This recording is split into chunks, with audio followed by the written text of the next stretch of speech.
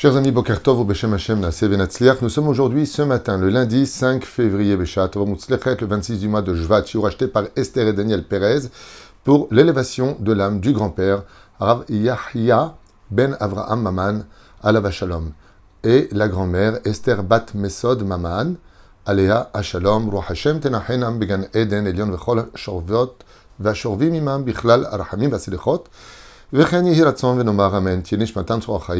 que de bonnes nouvelles. Demande aussi pour la protection et la libération de nos otages.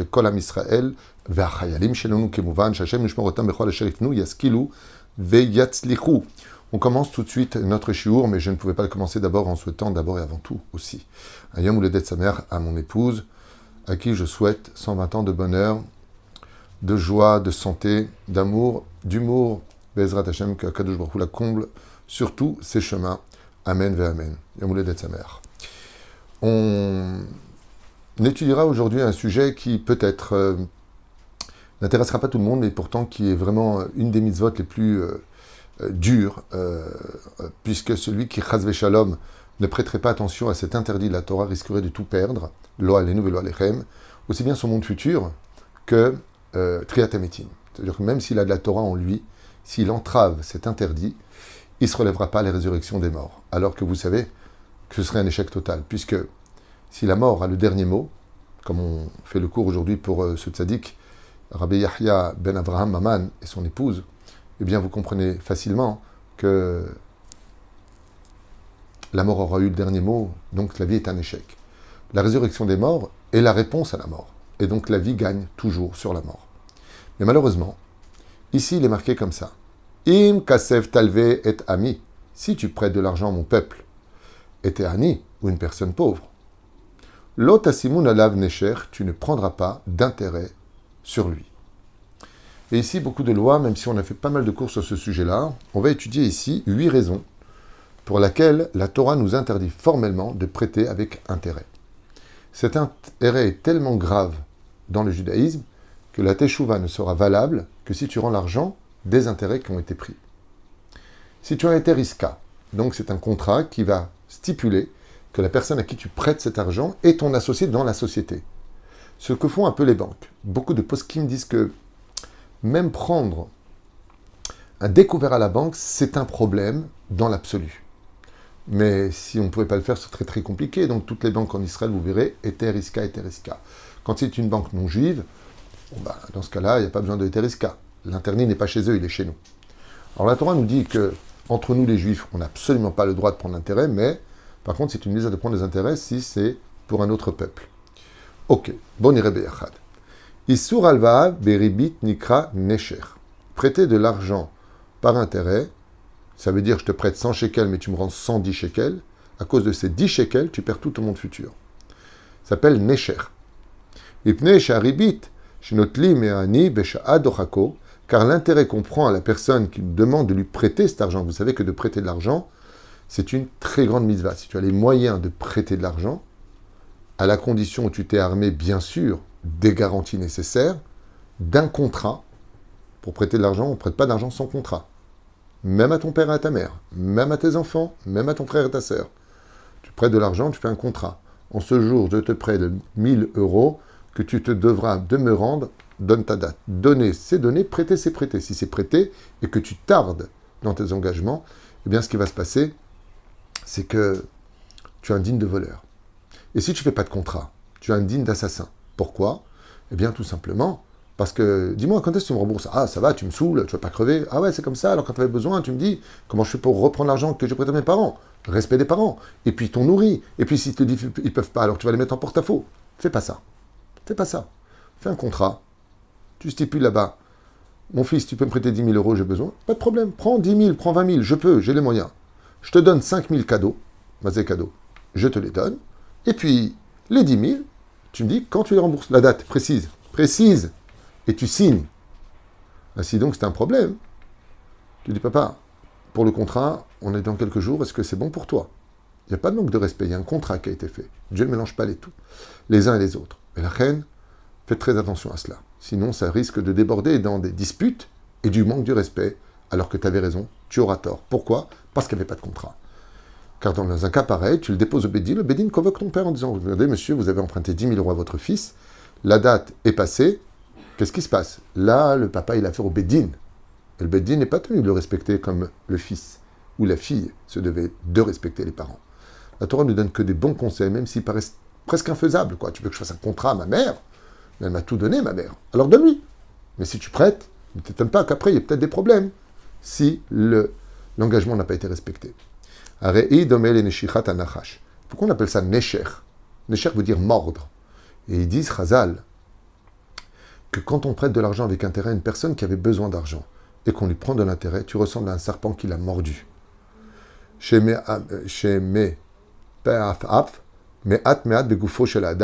qui pénètre petit à petit, le sang de celui qui a été mordu, et en fin de compte, cela le tue. C'est comme toutes ces personnes qui, malheureusement, je dis bien malheureusement, je donne un conseil qui vaut de l'or, de vous emprunter jamais, jamais, jamais, mieux vaut perdre que de s'emprunter de l'argent au chouka à fort, à toutes ces personnes qui vous font des soi-disant contrats dans la rue, avec des avocats, et qui vous prennent des intérêts terribles.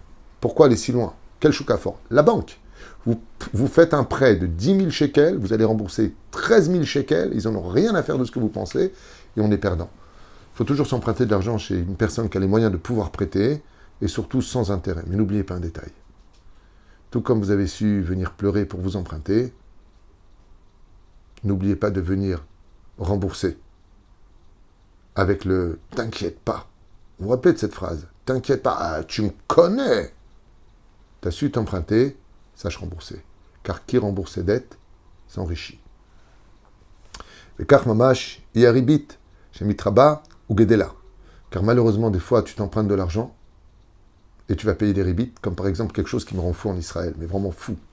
Tu t'empruntes 800 000 shekels à la banque pour acheter une maison. Juste un exemple. Ok? Pendant plus de 10 ans, tu vas rembourser que des intérêts.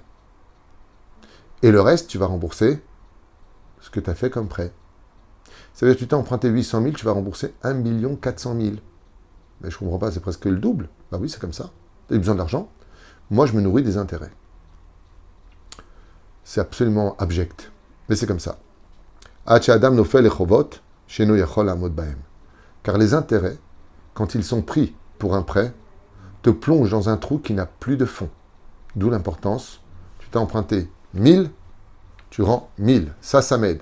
Mais si je te rends plus que le trou que j'avais pour lequel tu m'as aidé à le remplir et que je te rembourse plus que ce que j'ai, je vais recreuser encore plus dans mon trou. D'où la gravité de prêter avec intérêt. Ce qui fait que mieux vaut ne pas prêter de l'argent que de le prêter avec intérêt. Sauf si tu en as fait un business. Alors maintenant, tu fais un business avec des dayanim qui vont te faire un eteriska, comme une banque d'une certaine façon, sur lequel tu vas demander 5%, 7%, 10%, 12% après chacun sa folie. Dans ce cas-là, on connaît l'histoire des usuriers. À partir de ce moment-là, la personne, elle prendra ses responsabilités. Vous me dire, oui, mais des fois, il s'emprunte de l'argent et il va s'emprunter 500 000 shekels, mais il va gagner 5 millions de shekels. Donc, c'est pas grave qu'il rembourse 200 000 shekels de plus, parce que grâce à l'argent que je vais prêter, il va faire plus d'argent. Après, c'est chacun ses comptes. Bezrat Hashem. Chamesh Pe'amim Neymar Bapasuk Leshon Nesher. Dans ces versets-là, il y a marqué 5 fois le mot Nesher, Nesher, Nesher, Nesher, Nesher, qui veut dire prêter avec intérêt, comme vous l'avez compris, mais qui veut dire aussi mordre. Chez Neymar, dans Devarim, Lo tashich le'achicha Nesher, Kesef, Nesher, Ochel, Nesher, Kol Davar, Asher Yashar. Waouh, c'est vrai qu'il y a 5 fois le mot Nesher. ובאה התורה לרמוז בזה שכל 5 האנשים המעורבים בהלוואה שיש בה ריבית יענשו על כך והם. Et il dit ici, pourquoi il y a marqué 5 fois le mot intérêt, intérêt, intérêt, intérêt, intérêt. Pourquoi 5 fois? Il dit parce que les 5 personnes concernées par cette transition d'argent prêté le paieront et seront tous responsables. Ça veut dire qu'ils sont tous coupables. Mais qui sont ces 5 personnes? Et voilà ce que disent. Alové, celui qui s'emprunte, 1. À Malvé, celui qui prête. À Rêve, la Alva, celui qui est garant de ce prêt, et Shnei Eidim, et les 2 témoins qui vont être présents et signés qui s'est emprunté cet argent. C'est comme ça que ça se passait en tout cas à l'époque. Toutes les personnes seront responsables. Prenons le cas de Réhouven qui vient s'emprunter de l'argent à Shimon, Et Shimon lui prête avec intérêt. Et Réhouven, il va te dire, bon, j'ai pas le choix. Il faut savoir que Réhouven est aussi responsable que Shimon. Il va dire, mais c'est pas moi qui ai prêté avec intérêt. J'aurais préféré qu'il me prête sans intérêt. Tu es aussi coupable que lui, et tu ne te relèveras pas non plus à la résurrection des morts. Il faut faire tchouva, il faut aller voir un dayan, lui expliquer le cas, et voir comment réparer de l'argent qui a été fait entre des juifs et qui a été prêté avec intérêt. Si c'est le cas, Hashem Shmor Virachem, cet homme est appelé Racha. Lo alenu velo alechem. Mi shenotel ribit ba'olam hazeh, celui qui prend des intérêts dans ce monde. Ma'asav chamurim ad me'od. Il faut savoir que ses actions sont considérées comme étant criminelles dans le ciel. Ve'en shum malach shemuchan lelamed alav srut vesanegoria, et qu'il sache qu'aucun ange dans le monde d'en haut ne viendra prendre sa défense dans le ciel devant le trône divin, car le Créateur du monde, justement, il cherche des gens avec un bon cœur, et quand tu viens aider une personne, c'est pas pour l'enfoncer. Si quelqu'un te demande, tu peux me prêter de l'argent, je suis en difficulté, prends des garanties, prends du mashkon, prends une montre en garantie, prends ce que tu veux. Tu as besoin de garantie. Je te le conseille, parce que les gens, encore une fois, je le dis et je le répète, ils savent tous s'emprunter, mais alors pour rendre, il faut se lever de bonne heure. Il dit non seulement tu n'as pas pitié d'eux, mais en plus tu utilises leur faiblesse pour te rendre riche toi. Le Créateur du monde vomit ces gens-là. Et tu te dis maintenant, pourquoi est-ce que les anges, il a fait quand même des mitzvot avec? Pourquoi ils ne vont pas prendre sa défense pour les ribites? Il dit parce que tu n'as pas eu pitié de quelqu'un qui a eu besoin de toi, tu as utilisé son moment de faiblesse pour t'enrichir toi. Chayecha, que mida kenegen medalo batla, mesure pour mesure, tout comme tu n'as pas eu pitié, aucun ange dans le ciel n'aura pitié de toi. Quatrième explication sur les 8, un hôtel ribit me'acherim, celui qui prend des intérêts chez les autres. Ansho chamuran meod, sa punition sera infernale. Velo iske la olam haba, il n'aura pas de monde futur. Ça, on l'a déjà dit. Vekach amar David Amelech alav hashalom dans le Teilim 15, le roi David dit, Adonai mi yagur be'olecha, qui vivra dans ta demeure? Mishkon be'ar kochecha, qui pourra résider sur ta montagne? Kaspo, Lonatan ben Esher, celui qui a prêté sans intérêt. À un tel point que même de recevoir un merci, il y en a des poskim qui disent, c'est assourd. Amalve l'acherim beribit, cinquième. Celui qui prête aux autres avec intérêt. En abracha shura b'maase yadav berechusho. Qu'il sache qu'aucune bénédiction, aucun avantage ne sortira de ce qu'il achètera avec cet argent, et que l'argent qu'il a prêté ne lui apportera aucune bénédiction. Vasaka vitmotetu, qu'il sache qu'à la fin de sa vie, il perdra tout. Ramaz azetimsa shamila ribit. Et quand tu écris le mot ribit en hébreu, c'est resh yud, bet yud, taf. Olé begematria 622. Ça fait la gematria, compte numérique 622. Comme le mot beracha, birkat, qui veut dire bénédiction. Olé aussi 622. Pour t'enseigner, tout comme le mot birkat, qui veut dire bracha, bénédiction. C'est la même gematria que le mot ribit. Si tu prêtes de l'argent sans intérêt, tu auras la bracha d'Hachem. Tu le prêtes avec intérêt, tu viens d'éloigner et de retirer la bénédiction de ce que tu possèdes. Chez Kol Abrachot istalku mimenu, car toutes les bénédictions à cause de ce grave péché le fuiront. Tout comme une personne n'ira pas bronzer l'eau, il n'y a pas de soleil, la Shrina ne reposera pas sur lui parce qu'il a perdu le soleil de son âme. Sixième, un hôtel ribit me'acherim, celui qui prend des intérêts chez les autres. Machnis ktatar meriva el torbeto, qu'il sache qu'à cause de cela l'amènera à avoir de graves disputes à la maison. Kamila ribit, car le mot ribit, milshon meriva, le mot intérêt, quand tu le dis en hébreu, c'est ribit, mais c'est vrai que c'est la racine du mot dispute. Vegan timsa sheribit nikrat betoar marbit, sheneemar ou marbit lotiten lochlecha, comme ça maintenant on va écrire, ve'amila marbit i otiot mar bait. Le mot marbit, c'est les lettres du mot maison amère, mar bait. Le orot, shenotel ribit mahirim, sharu machnis merirut, betor à Baït, car il emmène malheureusement toute sa famille à vivre des moments difficiles par rapport... Oui, car il emmène la dispute et la discorde, puisque c'est exactement les mêmes racines. Septième explication. Amalve beribit, celui qui prête avec intérêt, il peut considérer que c'est un homme qui a renié toute la Torah. ou bitiat mitzraim, car quand nous étions en Égypte, ve'af ha'erev ve'aidim, ve'ilva, ze nechshavim, les kofrim basés. Qu'est-ce qu'il dit dans Torah de Kohanim, Parashat Behar? Il dit que quand on est sorti, ou bitiat mitzraim, ve'af ha'erev ve'aidim, les halva, lo nechshavim, les kofrim basés.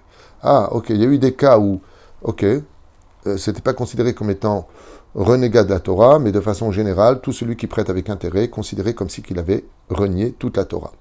Huitième explication, Malvé Beribit, Over Beshisha Isurim Mideoraita.